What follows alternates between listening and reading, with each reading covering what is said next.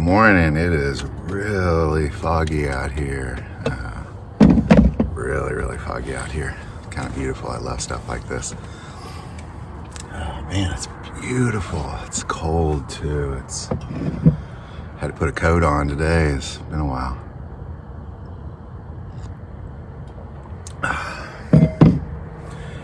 Well, as we're going, I think it's nice that it's been cold and dark the last couple times, because it's certainly cold and dark for Jesus right now and what he's going through. So we're just going to pick it up where we left off in Matthew 26, starting in verse 69. Now Peter sat outside the courtyard, and a servant girl came to him, saying, "You also were with Jesus of Galilee." But he denied it before them all, saying, "I do not know what you are saying." And when he had gone out to the gateway, another girl saw him and said to those who were there, "This fellow also was with Jesus and others." But again he denied with an oath, "I do not know the man." And after a while, those who stood by came to him and said to Peter, "Surely you also are one of them, because your speech betrays you." Then he began to curse and swear, saying, "I do not know the man." And immediately a rooster crowed. And Peter remembered the word of Jesus, who had said to him, "Before the rooster crows, you will deny me 3 times. Then he went out and wept bitterly. That's pretty brutal. Because they dragged Jesus to the high priest's house, and as part of the courtyard was outside his house, and there's people out there gathered, and they'd probably hang out by the temple kind of thing, you know. And he's in the courtyard waiting to see what's going to happen to Jesus, and I find it interesting. It's actually a little girl that does it first, a girl. Then say a woman, a girl, and then another girl. And I almost find it's appropriate that it be, I almost could see it being just some little girl. He's so scared, can't even admit it to a little girl.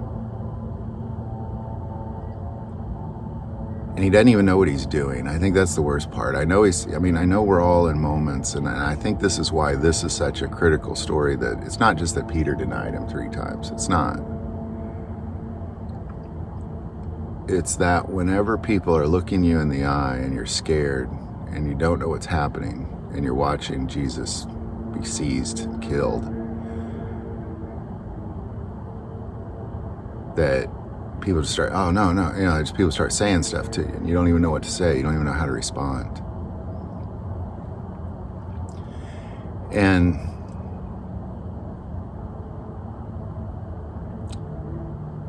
I think that's what a lot of us will probably find ourselves on the border of doing, if not doing, in the end times, at times. Because keep in mind, Peter was the head of the church. Like, he was the man. And here he is denying Jesus to little girls.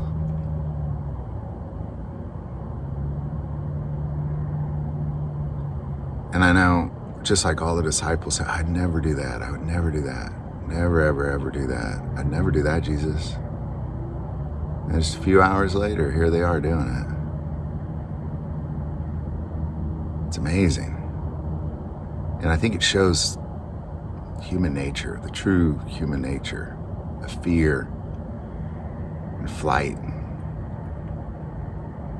survival.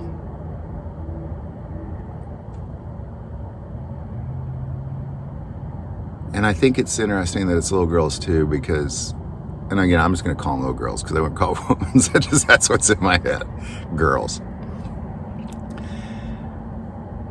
Is because I've done stuff like that too. Just being honest. Where I've sat around with people and they maybe started to bash Christianity or bash Jesus or God, and I just kind of go along with it. It's been a long time since I've done that, but I've done it. And I think that this example here is here so we can see with our own eyes, like, okay, wait, this happens. This kind of thing happens, and it happens pretty easy. It's an easy thing to slip into. And here's Peter slipping into it, not realizing that he's even doing it. Until finally he hears that rooster, and he's like, oh, I did that thing that Jesus said I would do. And I said, there's no way I'd do it. I did it.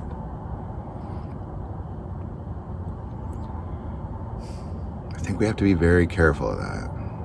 Very careful of that. And not just not deny him, but stand up for him.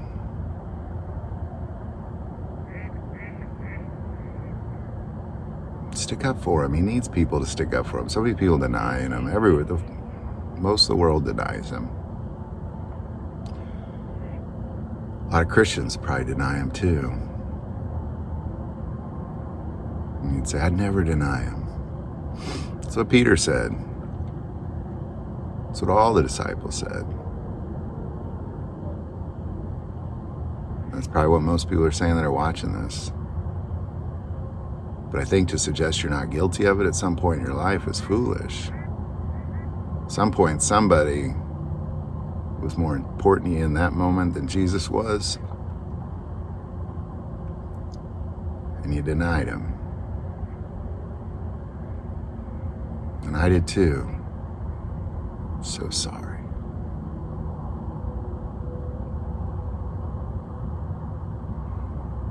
I think the trick is just don't do it again. Regardless of who's after you or people around you getting seized, well, he's one of them too.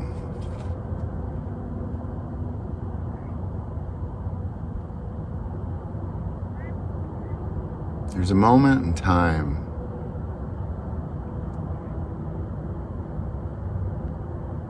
where if you don't deny Jesus, if you say he is Lord, he is God, and they kill you for it, that you receive a crown of martyrdom when you get to heaven. There's 5 crowns. Throughout this series, I'm going to try to bring them all up. This is one of them. Peter took his crown and threw it on the ground, stepped on it. So scared of a little girl. But that crown of martyrdom, it's one of the best crowns you can get in heaven.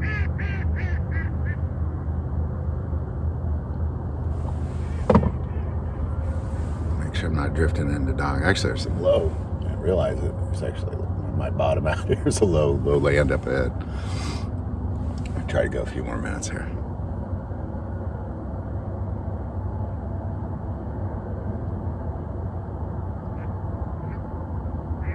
We have to be careful of how we treat Jesus Christ. We need to be proud of him. Imagine being a parent. Somebody starts talking trash on your kid. How you'd stand up for them. Or your spouse. We need to treat Jesus like that. He's family. You treat him like he's family. He's that royal, spiritual family. You treat him as such. And again, I know we're all guilty of it. Like, I'm guilty of it. I could think of at least 3 or 4 times I've done just that. Just what Peter did. I wasn't even under threat. Just wanted people to like me, I guess. I don't know. I don't know why I did it. I don't know. Didn't want to offend. I don't know.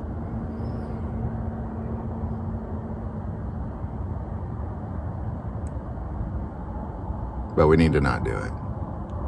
And we need to be prepared for that moment when a little girl or a police officer or a judge asks you to deny Jesus, tells you to deny him, or off with your head. I mean, how bad could your head getting chopped off be, really? Probably pretty awful. But not for eternity, man. That crown of martyrdom, put you in the halls of royalty. It's beautiful. I hope this video helps. If you like this video, click like and subscribe. Feel called to support this channel, Patreon, that link is below. But the most important part of this channel is we take prayer requests, so please don't ever hesitate to send that in. Thank you for watching this episode of God, Family, and Guns. And as always, love God, love your family, and love guns.